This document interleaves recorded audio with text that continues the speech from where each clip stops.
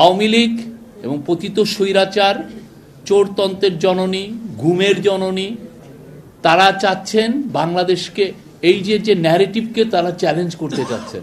বারবার আপনি ওদের মেসেজগুলো দেখেন, ৩,০০০ পুলিশ মারা গেছে, ওদের মাঝে ইউনূস হচ্ছে জঙ্গি লিডার, ইউনূসকে ঘিরে আছে কারা জঙ্গি লিডার। এটা কেন করছে জানেন? এটা খুবই ওয়েল অর্কেস্ট্রেটেড ক্যাম্পেইন এবং এটা ইন্ডিয়ান মিডিয়াও এটার সাথে জড়িত। তারা মিলিয়নস অফ ডলার খরচ করছে এই হাসিনার অলিগার্কগুলো।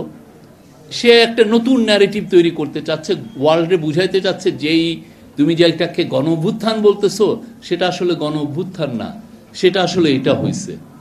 যাতে এটার কারণটিকে এটা খুব বড় রকমের একটা চক্রান্ত, যাতে আপনার আমার দেশের উপরে সে কোনো রকমের কোনো বিদেশিদেরকে বুঝাতে সক্ষম হয় যে আমাদের দেশে যেটা হয়েছে সেটা আসলে মানে এটা গ্লোবাল অর্ডারের বাইরের কোনো একটা কিছু।